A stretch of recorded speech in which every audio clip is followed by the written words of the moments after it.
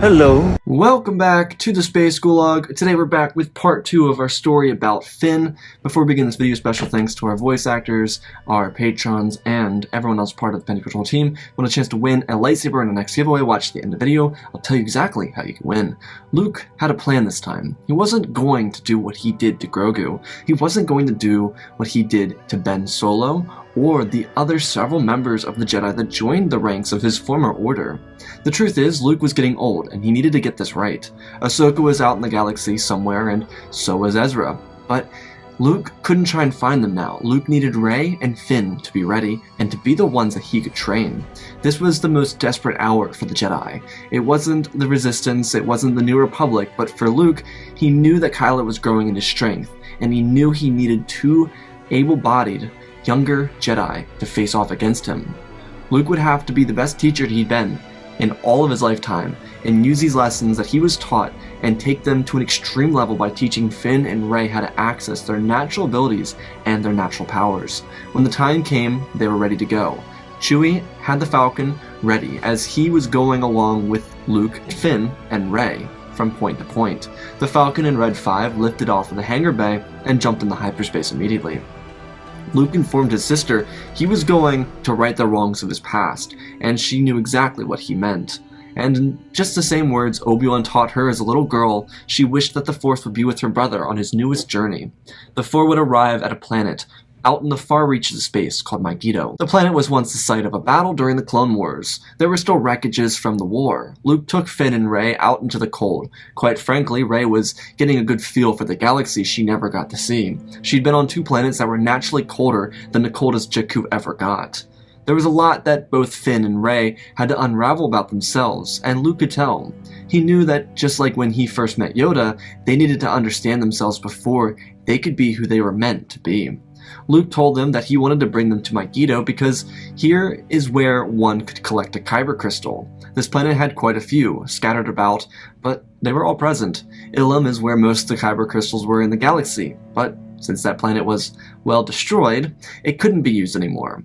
Luke took the two of them out to a lonely platform amongst the clouds and told them that they needed to harmonize with themselves. Megiddo was a balanced planet. There was no dark, no light. It was very neutral, and there was nothing that would either draw Finn or Rey to the light or the dark. It would be perfectly balanced for them to learn. The only thing the Force could do was lead them to their own internal draw, which naturally one could lean to the light or the dark. So naturally, Luke had both Finn and Rey stand on a platform and then kneel. The wind on Megiddo could cut through bone, or at least felt as such. Rey and Finn were dressed warm enough by Megiddo standards, and this would be the perfect place for Luke to get a good feeling for the two individuals that he was going to be working with. Finn and Rey let their natural essences flow through them. Luke held a little device in his hand that could read midichlorian counts without having to take a blood sample. Both Rey and Finn had an equal amount of 15,000. Luke thought it to be incredible that Finn wasn't killed or found out while being within the First Order. He could be a great case of a late bloomer though. Regardless, Luke took a seat across from Rey and Finn and felt their essences bounce off of one another. It was weird. They both naturally connected, yet there was a darkness that resonated between the two of them. It existed in both of them, probably because of their traumatic pasts. They, as Force users, might become aggressive or easily angered. Luke thought back to his father's life, the life of a slave. This was very similar to the experience that Finn had and what he probably most likely encountered in the First Order. Same goes for the treatment of Rey on Jakku. Though Luke realized at this point, Finn and Rey were both old enough to understand right from wrong, and Luke understood that he could teach them what they needed to learn. He didn't have to sugarcoat it, he could just tell them. Luke let them continue this exercise for a number of minutes. It took a little while, but the result was surprisingly productive. Luke found that both Rey and Finn were able to show growth in the short training. While the cold weather was a bit of a damper on their training, Luke would show the two in-training Jedi how to allow the Force to consume them with warmth. It was something that he learned throughout his training and during his stay on Megiddo a while back. Rey and Finn were surprisingly fast learners, but for Luke, he realized that both of them would have to go through a lot more until they were truly ready to become Jedi.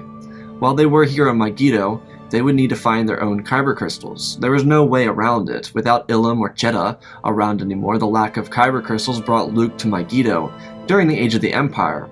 Especially because during the Age of the Empire, it was obvious the Empire owned Ilum, so Luke didn't go.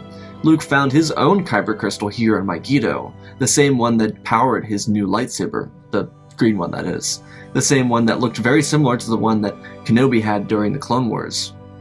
Luke knew it would provide Finn and Rey with the perfect opportunity to try and obtain their crystals here. It was a long-term process, and because both students were so new, it would obviously take them time. Regardless, on the other side of the galaxy, the New Republic, or as it was now, the remaining fleet and warriors from the New Republic, mounted up on Mon Calamari. This was a safe zone for now, that is, until the First Order decided to take the fight to them.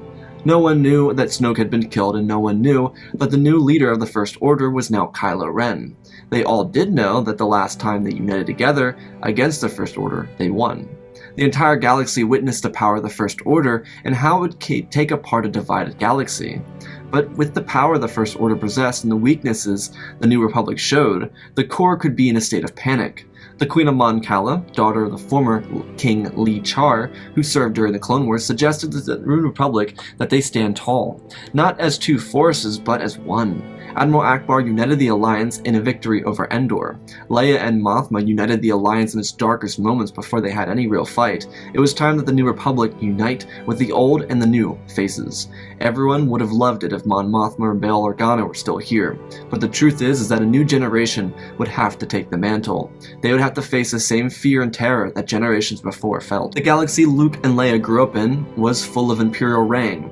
The galaxy this generation saw was one with rebellion taking a fight to the Empire, and proving that no matter the size, one could always be poised enough to become victorious. The rebellion was poised, and the peace, freedom, and justices that every individual faced after the fall of the Empire, and not long after, Imperial Remnant, gave this generation the feeling that anything could be possible. The thought of an empire was forgotten, and all that could be seen was peace. The New Republic tried to give it diplomatic reasons with the sons and daughters of oppression, and it cost them the new capital of the galaxy. All the power would return to Coruscant, and the New Republic needed to be the first ones back. They needed to show the galaxy that oppression would never reign again. Moments later, one of the deckhands would run into the briefing room and interrupt everything. While many wouldn't be given the chance to speak, the information and the videos he had to show would be everything they needed to know. The First Order had arrived outside of Coruscant, and not only that had they arrived, they came with violence and oppression. Leia looked in horror to see what her son was capable of. It was just as bad as what her father could have done. But in so many ways, it was actually worse. Maybe it was the dilemma Obi-Wan faced. Facing Maul was easy. He was never there to see him develop into a Sith Lord, but facing Anakin was heartbreaking because he saw the innocence and the beauty within the heart of someone with love before seeing them turn that heart into cold and darkness. Going against every ounce of being it was raised into. Leia had the same experience between the father she never properly met and the son she raised for 10 years until he became a Jedi like his grandfather and uncle. Leia watched as TIE fighters rained down on the city, cutting down every ounce of tower and life in the way. One of the First Order dreadnoughts took aim at the plot of land where the Jedi Temple stood, and within moments the entire area was erased. The First Order was removing the Jedi from their books, and even more than that, the Jedi's former temple was decimated. Kylo did this because Sidious could not. Instead, Sidious built a house for himself. Kylo saw the flaws of Sidious's ego. Kylo also saw the flaws with Vader, because maybe he killed thousands, but he was never able to erase their image. Kylo was going to build his legacy on the ashes of his grandfathers. This was not some new Vader. This was a different animal. He was able to defeat his master, and now he was going to rise into the position of supreme leader. As bombardments were carried out across Coruscant, a massive palace would be constructed over the remnants of the Jedi Temple. Kylo was not playing around. He wanted his power to be seen, galaxy-wide, so that every single sentient being could witness his rise to power. The people of the New Republic went into panic. They knew that they had to get to Coruscant to help the people of the planet. If they didn't, more systems, former Imperial systems especially, could rally to the side of the First Order. But by the looks of what Coruscant was going through, there was going to be a good chance that no one would want to join the side of the First Order. After all, Coruscant had been treated badly since the fall of the Empire. It was subjugated to pain and suffering because of Operation Cinder, and then as the Empire fell and the New Republic swept in, the people were uplifted and then forgotten all about, as the New Republic abandoned what had been the capital of the galaxy for millennia, and instead crowning the Hosnian system as the new capital of the galaxy. Many citizens of Coruscant were rather put down by this. While yes, the rule of the Empire was over, it was still hurtful to be completely forgotten by the new ruling power in the galaxy. The members of the New Republic immediately prepared for combat. All the vessels they had to destroy the supremacy were put together so that they could fight the First Order over Coruscant, and then defeat Supreme Leader Kylo Ren. Everyone was ready within hours, and the New Republic fleet was ready to jump to hyperspace, with Admiral Akbar in command of the entire New Republic fleet, where he should have been for the past few decades. Akbar prepped everyone in the fleet, and they were away in the combat. Back on Megiddo, Luke was still training Rey and Finn, but he himself sat quiet. Luke looked over at the snow falling onto the platforms as Rey and Finn held the uncomfortable positions, all of them trying to allow their bodies to find peace within the Force itself. Luke's eyes started to water though, as he stood up and looked over the edge. The death through the Force could be felt. So many people were suffering worlds away, and it was, in his mind, his fault. He never stopped Kylo, and his heart was wrenching. Luke could imagine how Yoda felt, and this feeling was atrocious. Luke didn't let a single tear fall as he took a deep breath, feeling the cold Megiddo breeze cut through him as he let out his breath to see it form before his very eyes. Luke felt a hand on his shoulder and turned to see the soft eyes of Rey as she asked her master what was wrong. Luke looked back, red-lined eyes. The visibility of tears still remained at the bottom of his eyes. Rey heard the snow crack from behind her. She could feel it too. She then turned to see Finn. Finn felt the pain as he grabbed the snow into a ball in his fist as he thought all about what he was feeling. Luke turned as he tried to help the two who were with him. There was one defining characteristic that differed between Rey and Finn. It was natural, it wasn't a choice. Rey was an empath, and while Finn was empathetic, he wasn't an empath. He could feel with the Force, and that was it. Rey didn't feel the atrocities of Coruscant. Rather, she felt Luke's pain, and then Finn's pain, before she herself felt the pain of Coruscant and the people of Coruscant. Rey turned over and got down next to Finn as she wrestled her arm around Finn's arm and placed her hand over his hand. Finn looked at her as he too held back tears. She told Finn to let go. He couldn't. The snow began to melt in his hand as water slowly fell out of the ice shell that he created. Luke stepped forward into the snow as it creaked under his first step. Finn said that he couldn't save them. They needed to. Luke spoke up, telling Finn that he couldn't blame himself for something that was out of his control. Rey looked back at Luke to see what he was trying to say. Luke carried on telling Finn that what they could do now could prevent the suffering from happening again. It was a travesty, yes, that the people of Coruscant had to suffer, but their training, here and now, needed to be completed before they faced Kylo. Rey asked why they couldn't face him now. Luke shook his head, telling them that he foresaw more pain, and because of that pain, enslavement and turmoil in Coruscant would shatter his population. As they all fled into the lower levels of the city, the same lower levels that were operated by criminals of the planet. After that, it would all be up to the people of Coruscant if they could put up a formidable fight against the First Order or not. Luke told them that they needed to train hard now. He didn't foresee this, but he knew what was going to happen. Rey helped Finn up as he loosened his grip on the snow, as the water and snow fell down to the feet. The two of them walked over towards Luke, asking what was going to happen. Luke frowned as he looked into their eyes, telling the two of them that it had already started. Over Coruscant, a battle began. The New Republic fighters jumped out of their vessels as Akbar and Radis' grandson led a counter-offensive against the First Order. Though the First Order fleet was overly supplied, it was every vessel the First Order possessed, including 2 retrofitted and modified superstar dreadnoughts. The First Order was also equipped with multiple dreadnoughts, the same one that appeared over Dakar with their massive cannons. These dreadnoughts were the same weapons that bombarded Coruscant when the First Order first arrived, but tragically, the New Republic didn't realize what they were in for until they arrived over Coruscant and looked at the fleet they faced. Though with Akbar in command of the fleet, there was little to worry about and what might happen. The New Republic was in the right hands, and then the battle commenced. It was tense. The firefight was explosive. Republic fighters jumped into combat as Poe Dameron led the Republic on its attack. From the ground came elite squadrons of TIE fighters, and there, led by Kylo Ren. And the fighters following Kylo Ren, not armed by Imperial aces, were the Knights of Ren. All former Jedi who Kylo had joined him when he left the Order. They were all on offensive on behalf of their leader. He trained them well with the Force, and even more so with lightsaber combat and fighter combat. Kylo was one thing for sure, and that he was a spitting image of Anakin when he was still a man. The fleet combat was even more intense than what was going on between the fighters. While Kylo Ren, the Knights, and the Aces were cutting through Rebel fighters and making their way for SF-17s, which were still hovering over the bulk of the fleet. The New Republic heavy hitters were struggling more than they were in the deep space against the Supremacy. First Order vessels unloaded their heavy artillery into the New Republic forces, and with the dreadnoughts firing their massive lasers, the Republic fleet began to show weakness. The plan wasn't over yet. Kylo used the full extent of the Imperial Remnant forces and everything within the First Order arsenal. The New Republic was going to be flanked, and then 2 Imperial Remnant-era interdictors pulled around the side of Coruscant.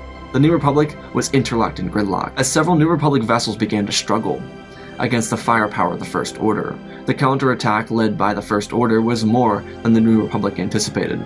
All of a sudden, the Raddus was hit with a massive shot from one of the dreadnoughts. Admiral Akbar looked out across the battlefield as he realized that the ship lost all of its shields. The misconception from the New Republic was not realizing the true capacity of evil that the First Order had. When the interdictors arrived, the First Order fleet moved forward. The Super Star Destroyer that the Republic modified was taking a lot of damage, as Admiral Akbar requested that the fleet attack the interdictors and escape back to Kuat. The New Republic fleet crumbled as more of the flagships of the Age of Rebellion tumbled. Poe Dameron got locked into combat with the Knights of Ren. His squadron was following him, and they were exploited as they were then cut down. Kylo Ren, on the other hand, led his group of ace pilots around the flank of the New Republic lines, and before their approach could be noticed, it was too late. Kylo Ren and the aces targeted the SF-17s hovering around the main fleet, ill-placed by Vice Admiral Holdo.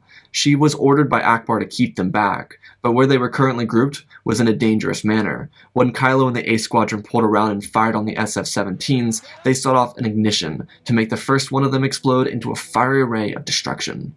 The bombers were right next to the bulk of the Republic fleet, and when the bomb went off, the fleet from the inside exploded.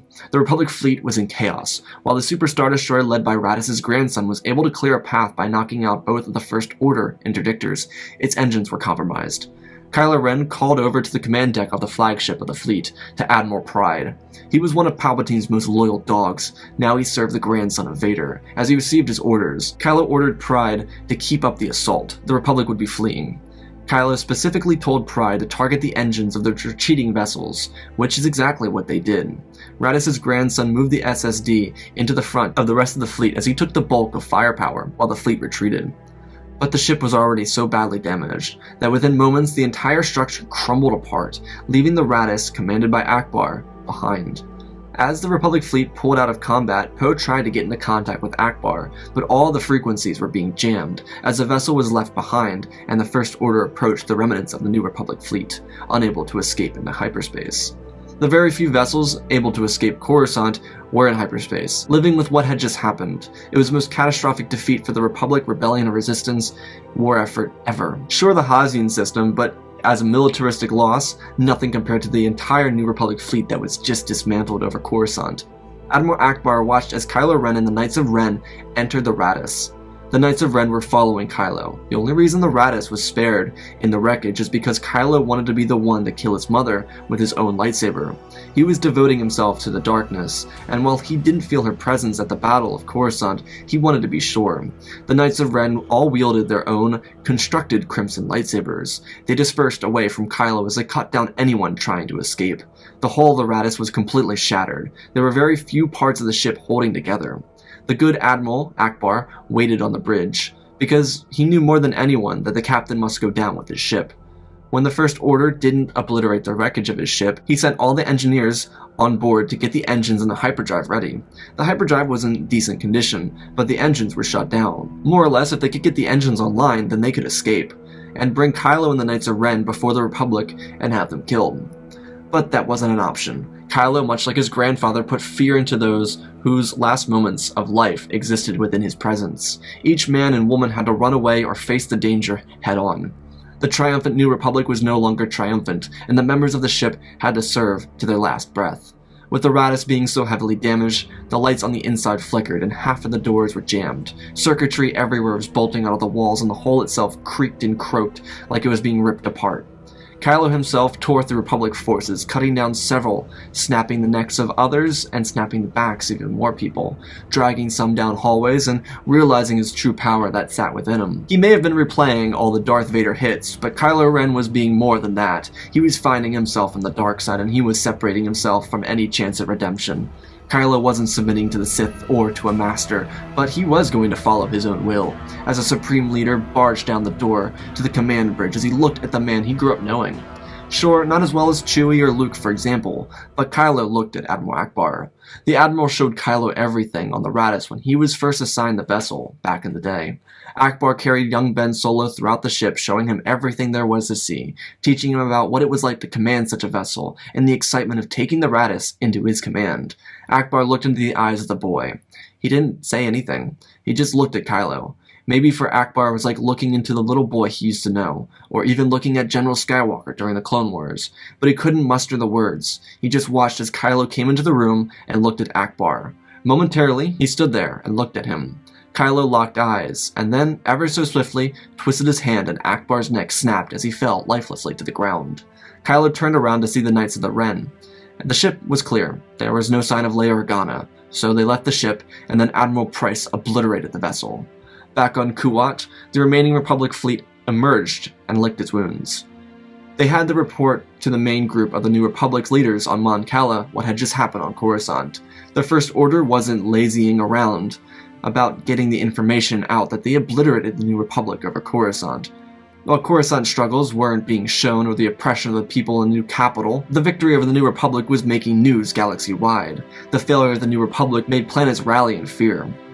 The terror they faced from the Empire was seemingly back, and without a galactic senate or any type of established government since the destruction of the Hosnian system, the worry was for what Supreme Leader Ren was going to do.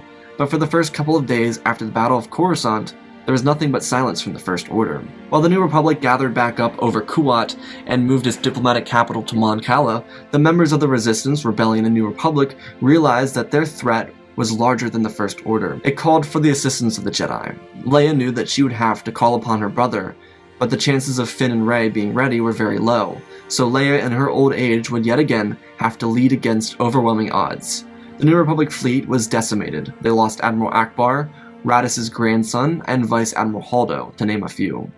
The Republic fleet was in shambles, and without a leading commander, Poe Dameron would have to step up to the plate. There weren't many systems that were early on aligning themselves with the First Order, but that could easily change. Luckily, there was something that would favor the New Republic, and that was the ownership of the massive shipyards across the galaxy, aside from the one currently over Coruscant. The only issue is that most of these shipyards had been demilitarized by the New Republic. It would take some heavy lifting to move the Republic shipyards back into militarization. On Coruscant, Kylo sat on his throne. A massive structure was constructed above the remnants of the former Jedi Temple. It was to be a military operations base, but on top was the throne room that belonged to Kylo Ren. The room was surrounded by glass so that Kylo could see what he captured, what he did. Kylo was surrounded by a royal guard and, of course, the Knights of Ren. Admiral Price entered the room seeking guidance for what he may do next. Kylo Ren had a strategy.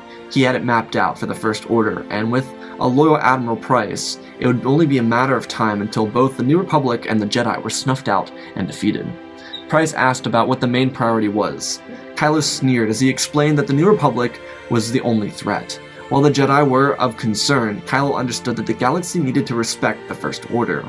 Admiral Price was ordered to spend a quarter of the budget on the construction of support ships.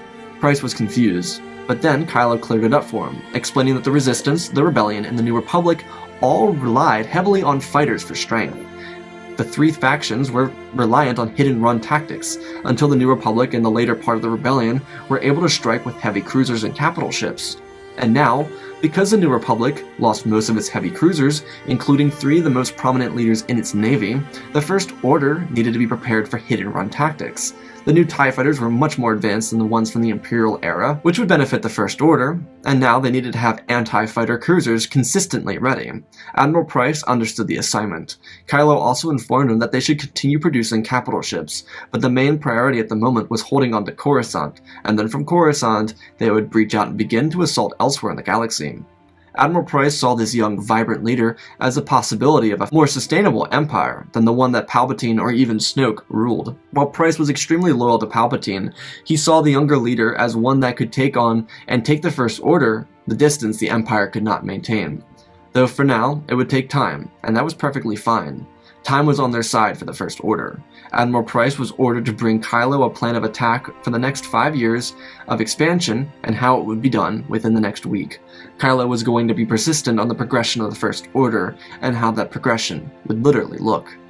On the other side of the galaxy, Luke sat and meditated, hovering in the air surrounded by the silence of the snow landing around him. His 2 new students were out, scavenging across Megiddo, looking for their Kyber crystals. Luke was focusing on his nephew, Ben Solo. While Luke tried to associate Ben as Ben rather than Kylo as Ben, he was struggling. As much as Luke knew that there was no one that was ever truly gone, he did at this moment feel that Ben was gone. He was too enamored with the power that Vader had, and because he wasn't able to be stopped at the moment, it would only get worse as he continued to feed his ego with those around him who lifted him up as the supreme leader. Luke thought about everything that happened. He of course could feel the genocide on Coruscant and the massive defeat of the New Republic. He foresaw that one. Luke felt guilty for it all. While he couldn't face down the entire First Order by himself, he did feel guilty for what happened. The New Republic was decimated, and Luke couldn't do anything about it. The tragedy of it was the fact that Luke helped birth the rebellion into having a fighting chance, and to see it unravel pained him. He knew his sister could help the New Republic, but there was worry that the New Republic wouldn't have the same resolve as the rebellion. For the next 3 years, a lot would change in the galaxy. Finn and Rey hadn't fully completed their training, but the 2 of them were incredibly impressive. Luke had trained them in the ways of the Force. Finn adopted Forms 2 and 3 as his main style of lightsaber combat, while Rey followed suit with her master and learned the ways of Form 5. Finn adopted a green lightsaber, and Rey, while she wielded a double-bladed blue lightsaber. Luke was rather impressed. The most unique blade from his students was Kylo's crossguard, but never did any of his students have a double-bladed weapon. Luke was overly proud of his students. Not only did Finn and Rey excel through their training, but the 2 of them were incredibly impressive. They both could use the Force exceptionally, and they did something for Luke. They brought the best out in him. Luke was able to unlearn the ways of the ancient Jedi, the same teachings that he pushed onto Grogu, and those same teachers that forced Grogu out of the Order, the same ones that made Kylo embrace the dark side. For Luke, this was triumph. He felt like himself again. He embraced his new path, and he was prepared to lead these 2 on a journey against the First Order. They'd spent the last 3 years on Megiddo instead of going from planet to planet, and now they were going to abandon the icy planet and head for Kuat, where the New Republic fleet and leadership was stationed. Over the last 3 years, the New Republic struggled. Their efforts to take down the First Order were almost hopeless. While the New Republic was able to obtain some small victories time after time, most of their losses came through skirmishes, the same type of victories that helped the rebellion so long ago. Hera Syndulla and her son Jacen Syndulla rejoined the ranks of the New Republic, Ezra Bridger and Ahsoka both helped out where they could. Neither of them were going to meet up on Megiddo to help the Jedi in training though.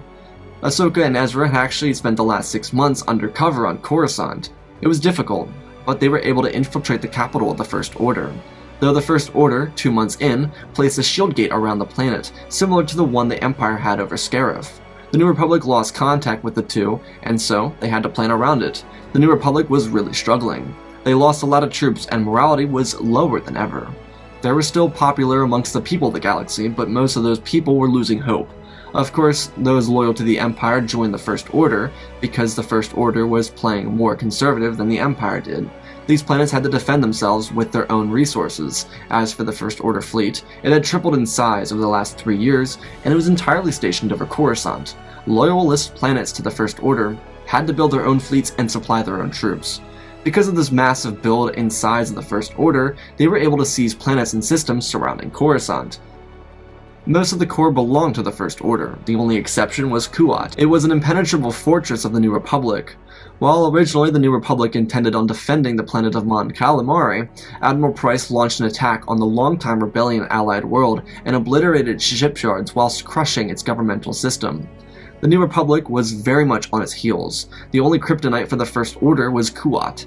Leia was still leading, but at the moment she was feeling weak. She felt as if she couldn't carry on at this anymore. The severity of the defeats were starting to get to her. The First Order was able to strategize against the New Republic, and because of their ability to plan for the Republic's behavior, the Republic was beginning to struggle. Leia and Hera were struggling to come up with a new plan, but when all looked hopeless, a young woman from Corellia came to the Republic's aid. She was a young redhead, and she was recruited into the First Order during her teens, because she was incredibly bright at school. She wasn't even in military school, but because she was forced into the First Order, she was forced to change her skills in academia into skills for strategy. It was all to keep her family alive, though when her parents passed away, she had to leave the First Order. No one would be hurt by her leaving the First Order, considering her family was her parents. Her name was Kylo Ren. She came to the New Republic to help out. She had a very demanding presence. When she walked in a room, she caught everyone's attention. Kylo was welcomed into the New Republic by Hera Syndulla, and because of that, she was allowed to speak in front of the entire New Republic military power structure. She wasn't promoted to any roles, but when the New Republic began to see success under her operations, she was given a higher role. She would continue to grow in the ranks because of her ability to lead. The New Republic was also switching from its original focus on fighter combat to focus on capital ships, especially because hit and runs were no longer working. Without Mon Calamari, Captain Kalar instructed the New Republic to focus on higher rates of firepower from turbolasers and a focus on more conservative approach to the shield generators. While this was going to be a difficult combination, she knew the weakness of every vessel inside of the First Order fleet. She also demanded that the New Republic deconstruct the SF-17s and turn them into new bombers. Whether it be Y-Wing Mach 3s or something different, the New Republic very clearly needed bombers that wouldn't crumble under pressure like they did at the Battle of Coruscant. Kalara was well studied and she knew of everything that cost the New Republic losses of the last 3 years. From Megiddo to Kuat, the three Jedi made their move. Over the past 3 years, Rey and Finn had begun a relationship. It was slow moving, but it was effective as a relationship. It was also completely supported by Luke. The love that Rey and Finn had for each other was obvious to Luke on board of the Raddus, and instead of making the same mistake he made with Grogu, he encouraged Finn and Rey to enjoy the relationship with each other when they went to Megiddo. The two were excited about it considering they had known traditions of the Jedi Order. When the three Jedi arrived at Kuat, there was tension everywhere. Captain Kalara was being moved to Admiral per request of Hera Syndulla and Leia Organa. The three Jedi would be informed immediately of what was happening. The First Order was currently mounting up an assault on Kuat. The main bulk of the First Order fleet was coming from Coruscant. Captain, now Admiral Vencel, planned for this, and her plan consisted of jumping around the First Order fleet and flanking the First Order at Coruscant. It was going to be a difficult operation, and the defense platforms at Kuat would be the only defense, but for the Battle of Coruscant, it would be unexpected. Admiral Kalara expressed that the First Order had been expecting an attack for the last 2 years. After the shield gate went up, they lowered their defenses, assuming that the New Republic would never show. There was a massive plan being prepared, though.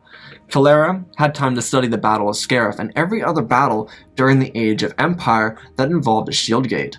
She realized that the shield gate would be the first issue. So, they would send in a task group in a First Order shuttle. Luke, Finn, Rey, and a couple of other operatives would go down with them.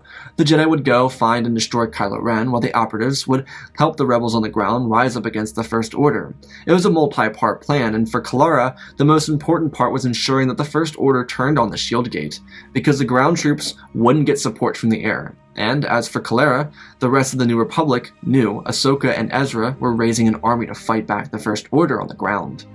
Everything was set and planned, but there was only one issue. Luke's sister was sick. She was old in age, and it happened. The stress of the war certainly didn't help, and Luke went to his sister's side until it was time for him to go. The two of them had a lot to talk about, a lot of memories to think of. Funny stories with the three of them, Han included. But the most important thing is that Leia would be able to stay at peace. That's all Luke wanted for her. And tragically, before Luke was called to the hangar bay, Leia flatlined. In a room where the two droids who served her entire life, C-3PO and R2-D2, side by side, watching over the daughter of whose mother and father they used to watch. Luke felt awful, but he held his sister's hand until the very end, and slowly covered her face with cloth. Luke informed the people of the medical bay to keep this quiet, because it could crush Republic morale if they knew that she passed. And while Leia had gone, she was with her father and the old Obi-Wan, up in the Force. Leia had finally accepted her father's apology and came to peace with him. With the death of his sister on his mind, Luke loaded up into the First Order shuttle and awaited for Finn, Rey, and the rest of the task force. It felt like the moments before Scarif. The odds were the same, but without the Death Star to defeat. The villain was Kylo Ren and the overbearing First Order fleet. The New Republic had to be ready, and all the men and women who signed up for this fight were ready. Within an hour or so, the shuttle would be off. Admiral Kalara manned the helm of the first New Republic Super Star Destroyer. While it wasn't called a Super Star Destroyer, it was essentially that. This New Republic vessel was everything Admiral Kylo wanted it to be. Fast-firing, Mon Calamari shielded, and more powerful than the combined power of 2 Imperial-era Super Star Destroyers, the same ones that the First Order had over Coruscant.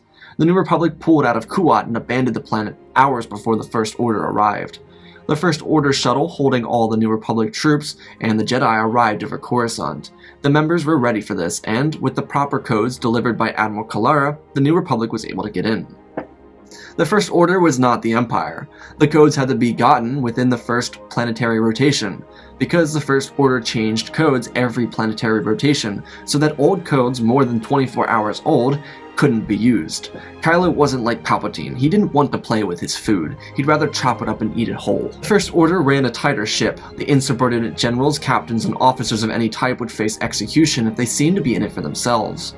Kylo studied the Empire strictly and understood why the failure continued to happen, how someone as brilliant as Thrawn was undermined so many times, and it was because of other people with other ambitions. The First Order learned from the mistakes the Empire made, and it was a matter of ensuring that this lasted. With the New Republic shuttle landing inside the shield gate, step 1 of the mission was complete. Kylo could feel the presence of Luke, and immediately told the Knights of Ren to disperse and find Luke, giving them orders to kill him.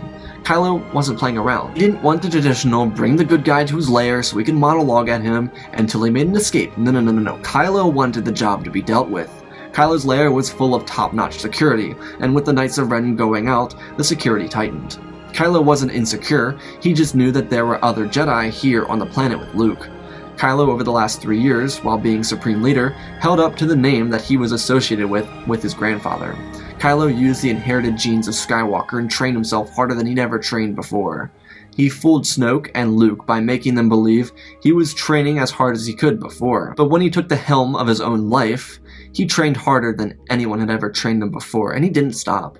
Kylo became a freak of nature within the Force. He was able to attain the same prowess and balance in the dark side that Anakin couldn't.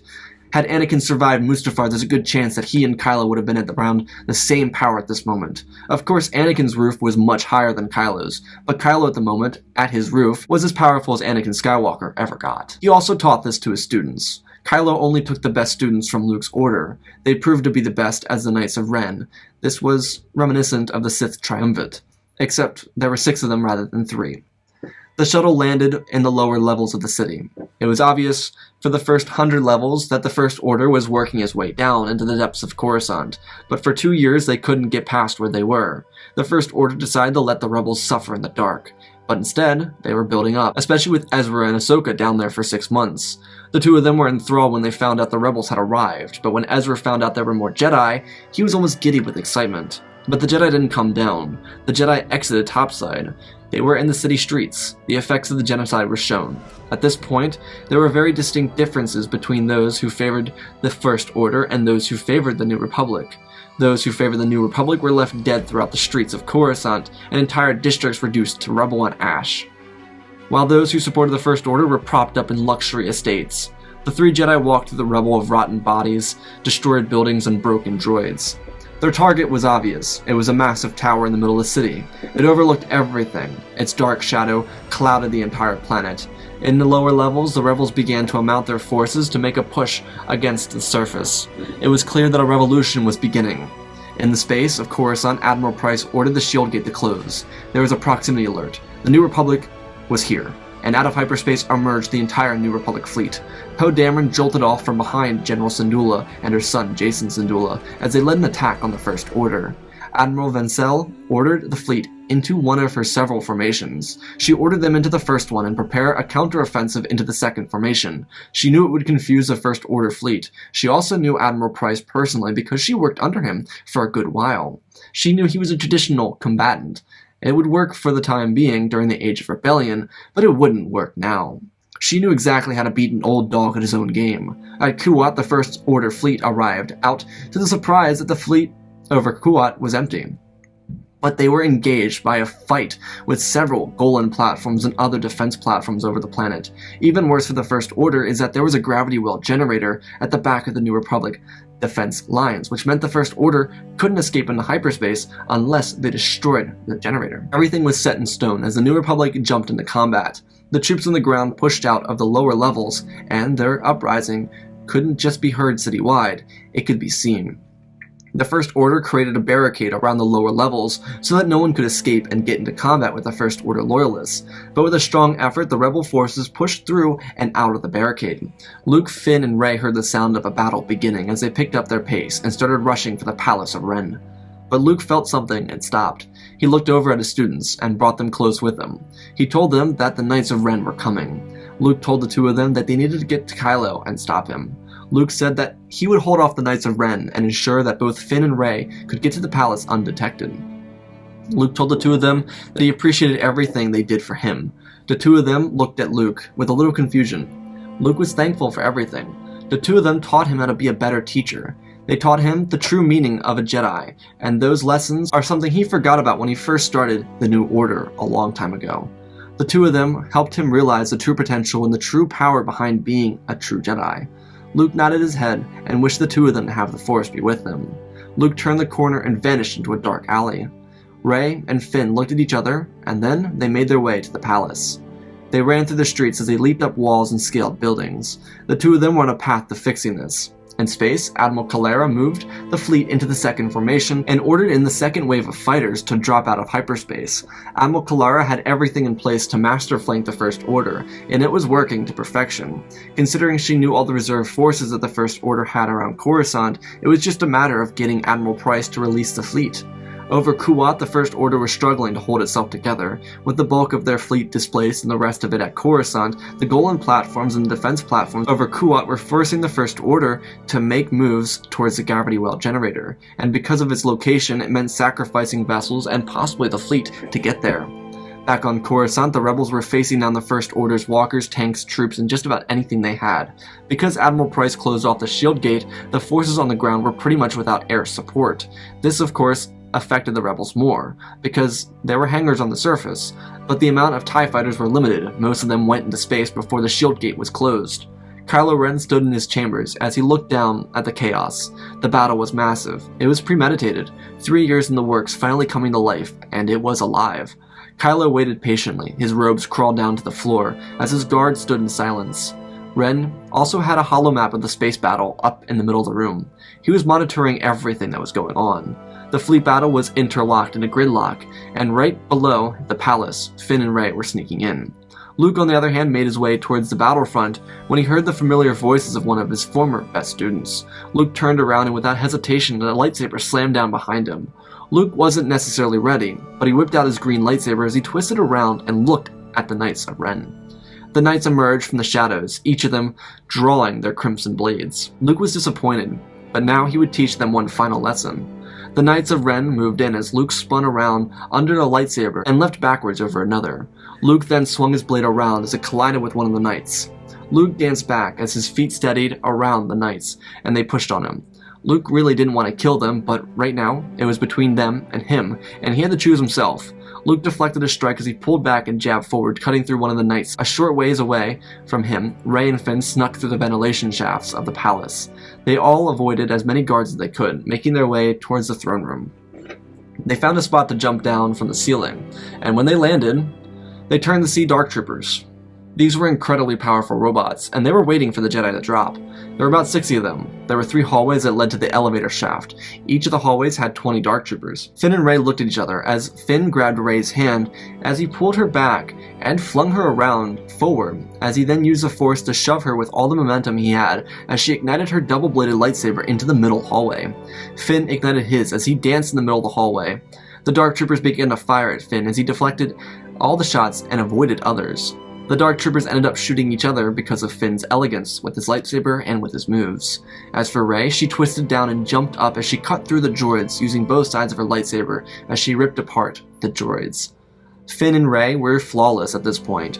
Rey turned around after she cut down the final dark trooper and saw Finn waiting for her without his lightsaber ignited. She looked at him as he slyly asked her what she was waiting for. A swift roll of her eyes came as she bolted down the hallway and jumped into the elevator with him as he prepared to face down Kylo Ren.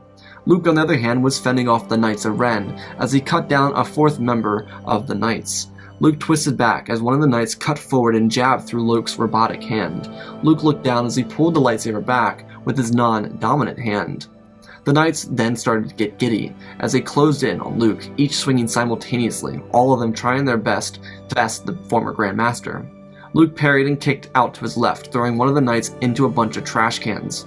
Luke twisted around as he threw his right arm forward into another knight as he lifted them off of their feet and threw them into the side of the building with the force. Luke jumped back as he parried a strike from another one of the duelists. Luke blocked and then swung back at her, knocking her off of her feet. The knight who was in the trash cans jumped up and joined one of the other knights still standing. Luke leapt in between the two of them as he ducked and cut through one of their legs, while the same one jabbed forward, stabbing his fellow knight in the face. Luke cut up as he killed the other knight. Two more left. Luke spun back as he blocked another knight.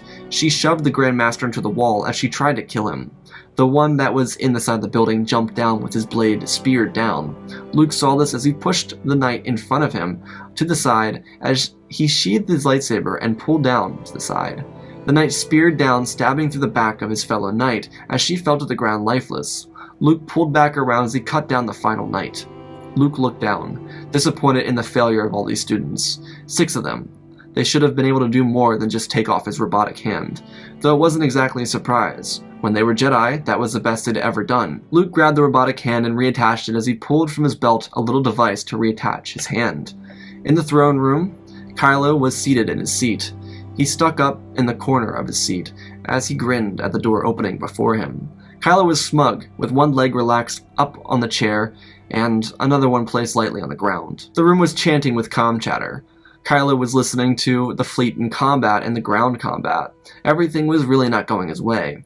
The fleet combat was still a stalemate, with Admiral Vanessel still beginning to make her headway.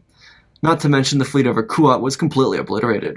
There would be no reinforcements from the majority of their fleet left from Kuat, though there was reinforcements coming from other core worlds that were aligned with the First Order, though all of their troops were not First Order created. Admiral Price was trying to hold out as long as he could. Admiral Kalara made some choices of targeting the dreadnoughts first, and her fleet was doing exceedingly better than Akbar's because of it. The last battle of Coruscant was ill-planned, and they paid for it.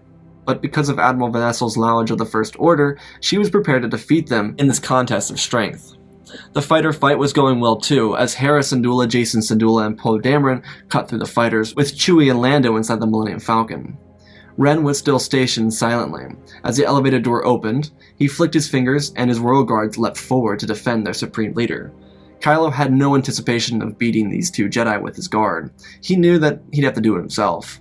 He watched as his royal guard leapt into action as the 2 Jedi stood at each other's backs, an exercise they were very familiar with. The special part about Finn and Rey was that their romantic bond with one another allowed them to become better in combat. Rey and Finn pushed back the guards, as they used each other to defy the training of lifetime elite guards. Their lightsabers were swift. Rey, with her double-bladed lightsaber, was incredible with her efforts. Rey punched forward and Finn moved backwards, a step to mirror what she did, as he defended her back. Rey and Finn used each other's momentum to push back and cut down the final few guards. Kylo didn't move a muscle. He just looked at the 2 Jedi. I just had sex and I'm about to eat nachos! It's the greatest moment of my life! Unless you screw it up with whatever it is you're about to say. Kylo stood up from his seat. His face was very obviously disgruntled. Kylo stepped forward as he placed his hand on his belt. Not a word was said. It had been 3 years since their last encounter with each other. Kylo was watching the empire he built fall apart, and his anger was through the roof. Though he knew he had to calm himself. He couldn't be controlled by his rage, and instead, he needed to focus on it. Screw it. Kylo ignited his lightsaber and raged forward as Finn and Rey leapt out of the way as they turned to see a streak across the ground. Kylo lifted his crossguard as he placed the weapon in front of his face as he sized up each of his opponents. Kylo leapt forward as Finn jumped into attack. The 2 of them smashed their blades together. Finn was thrown back a little as he pushed with all of his strength against Kylo.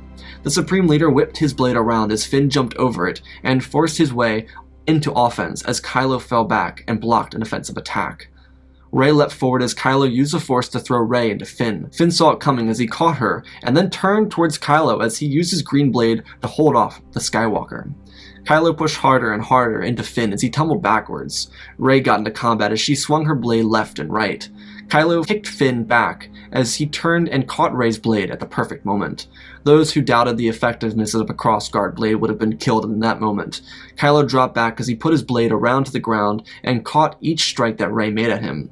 The two of them were interlocked in combat for the first time, ever. Rey pushed harder and harder, throwing Kylo off his game, as he fought back as hard as he could. Kylo had a moment of opportunity as he studied Rey's aggressive attack pattern. When Rey was vulnerable, he lowered his hand, and from it shot lightning as he caught Rey in the stomach, throwing her backwards. Rey tumbled across the ground as Kylo didn't hesitate to try and kill her while she was down. As Kylo leapt into attack, Finn lunged across the room as his blade slid in front of Kylo's, keeping Rey safe. Finn jolted his elbow out into Ren's face as he swung his blade back against Kylo's. Rey was on the ground, in pain still, as she looked over to see Finn and Kylo duking it out. She had a plan. She got up from around the ground, holding her hand over her stomach where she was shocked by lightning. She got up and loosened herself up as she turned the corner. Finn and Kylo were expertly swinging at each other as their blades clashed over and over again, something that rivaled the beauty of Anakin versus Obi-Wan and Mustafar. The room sounded with the echoes of lightsabers. Rey took apart her lightsaber, divided up into two respective blades, as she came around the corner of the throne itself. Kylo jumped back as he used the Force to throw Finn from his feet. Rey and Kylo clashed on the other side of the room. Kylo used all of his strength to push Rey back, as she then grabbed each of her end lightsabers and moved into an overly aggressive and speedy form that she'd practiced with Finn. Kylo stumbled back again and again. There was no redemption. This was for the galaxy. This was for Hope, for Han, for Leia, for everything Kylo destroyed. Rey pushed harder and harder, and then she cut through Kylo's blade. Fear is written in his eyes as he looked down and saw a massive gash cut through his chest. Kylo stumbled back and then tumbled to his knees. He looked at the floor, and then as he fell to the ground, he died. Finn stood up and looked at Rey. They both sheathed their blades as they walked up to each other, grabbing a hold of each other's hands and pulling each other in. The two of them gently placed their heads together. It's done. They defeated Kylo Ren.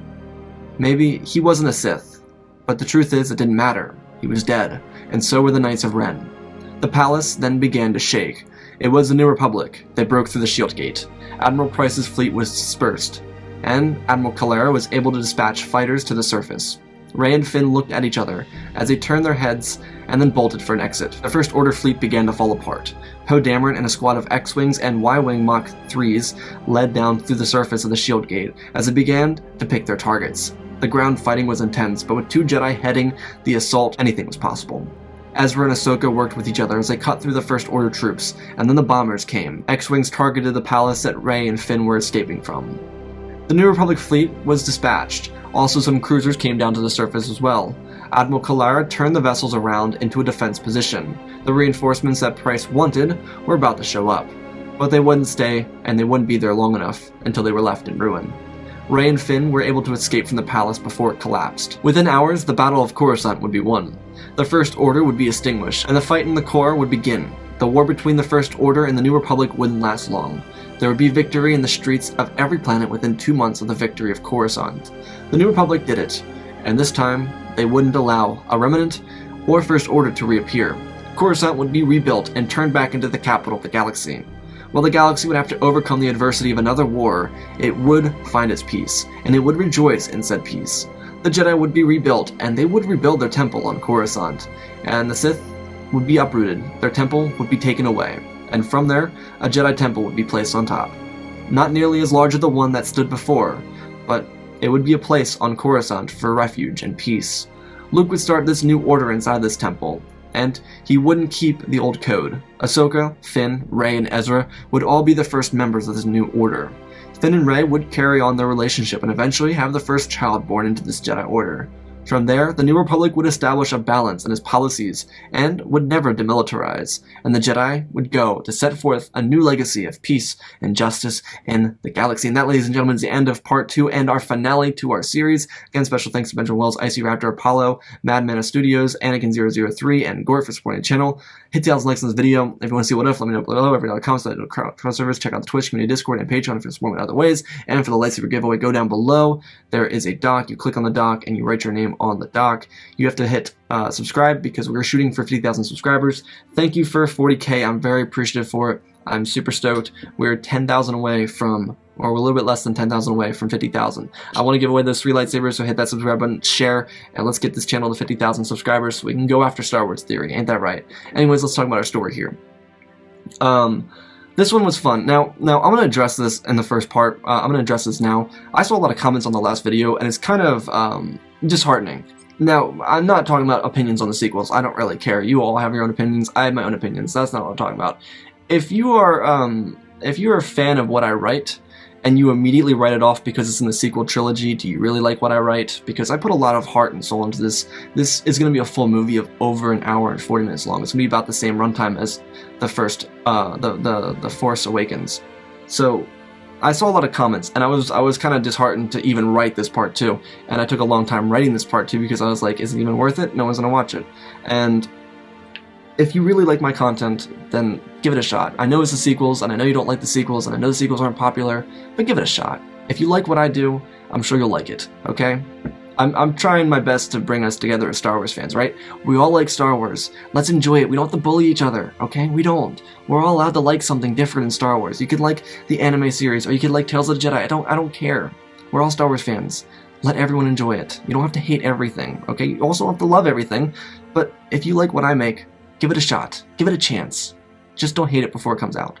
Anyways, let's talk about the actual story now. I just wanted to address that because that was something that was really kind of disheartening as a content creator and the person that creates these stories for you guys every week and goddamn near every day. This was a lot of fun. I do like writing in the sequel trilogy a lot, and I'll tell you why. Because I don't get to do it often. I don't get to write in the sequel trilogy. I always have to work with Anakin. I always have to work with Sidious as the villain. There's 9 movies where he's the villain. So when I go to the sequels, I can immediately say Palpatine doesn't exist, right? And I get to work with a new villain. I get to work with Snoke. I get to work with Kylo, and that's so much more fun for me. You don't understand the amount of creative decisions I get to change with a whole new character, and that's what I did with this. And now this was inspired by the original script for Duel of the Fates, which was going to be Episode 9, the original one before JJ became the leader of that project. And I'm not going to talk about JJ's Rise of Sky Guy, but what I am going to talk about is this one was extremely inspired by the original script for Duel of the Fates, a battle on Coruscant. You know, it's very heavily inspired by that, and that's because I think it would have been a great movie had it come to life. And I'm not throwing shade, I'm just saying I think it would have been a great movie.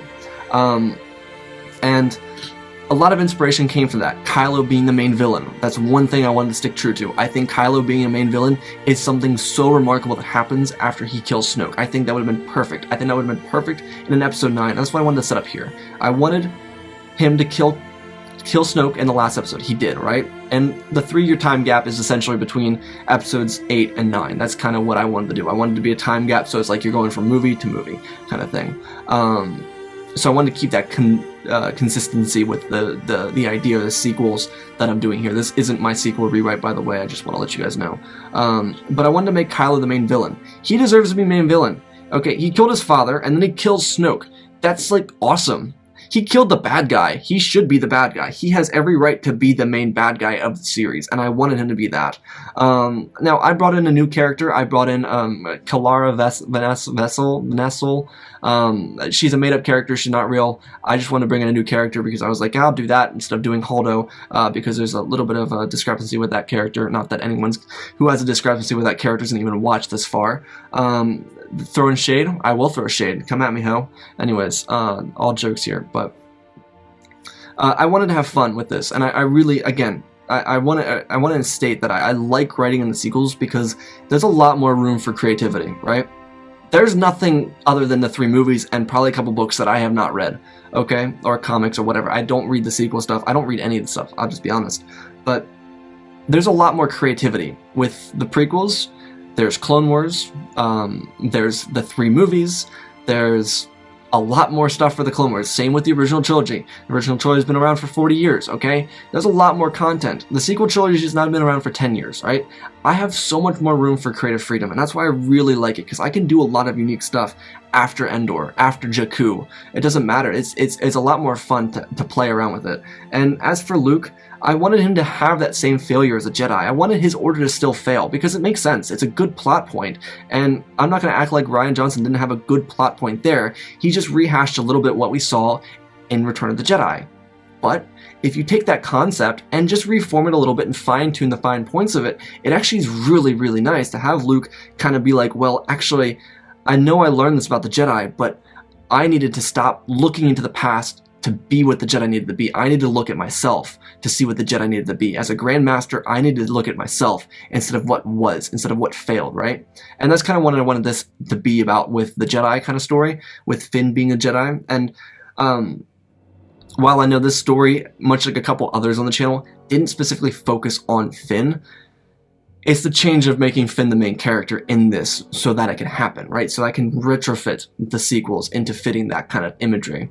And I wanted Rey to still be a badass. I wanted Rey and Finn to have a really nice... I wanted them to have a relationship, first of all, and I wanted them to have a nice bond with each other as very powerful Jedi. I made them both equally as powerful because I think that's fair. I think they both should be equally as powerful. Not a dyad. I don't want to do dyads in the sequels, but I wanted to do equally as powerful, and because they are lovers, because they have a romantic connection with each other, that makes them better as a duelist couple, as a couple in general, as a team. It makes them better. And I thought having them have the first children in the New Order would be really interesting. As for Leia passing away, I still wanted to keep consistent with that. I didn't want to throw her into the story. I wanted to pay respect to Carrie because she did pass away from episode 8 to episode 9. So I figured I might as well give that to her, let her pass away naturally in the story. Let it be a nice moment between her and Luke, not where she's surrounded by no one she knows. I wanted it to be between her and Luke, and that's kind of how they were brought into this world. They were brought in, their mother passed away, and they were left alone, and it was the two of them. And because they were split up and all that stuff, they still had their connection, and I wanted her to die with him. I thought that would be a nice kind of story. I didn't want to shoehorn it, make her live longer than she lives in the movies. I wanted to be fair to that, and fair to Carrie. As for everything else, yeah, the Battle of Coruscant I thought would be fun to do. Obviously, again, the idea from the original Duel of the Fates script, I took some parts and I left some parts, and I've done different versions of this where I've been inspired by that story, by that original script for that movie. But this one is probably my favorite iteration, where it's a big fleet battle, and there's a former First Order Admiral for the New Republic, and it's just a big battle on the ground, in space, between lightsabers. It's really just an overall coming together story where Luke is able to best his students and be like, well, I'm still the master, and Finn and Rey are able to best Kylo and say, well, look, the dark side isn't as powerful as you think, and we are better as Jedi, as whole Jedi, not just Jedi of a code, but whole Jedi that stand for something more than a code. So yeah, I hope you all enjoyed this. Other than a little bit of belligerence at the beginning of this commentary, again, if you like what I make, give it a shot, even if it's not part of your favorite era. That's really all it is. If you like what I make, then I'm sure you'll like what I make. Anyways, I love you all, as always. Remember, my friends, spread the love, and always remember, may the Force be with you.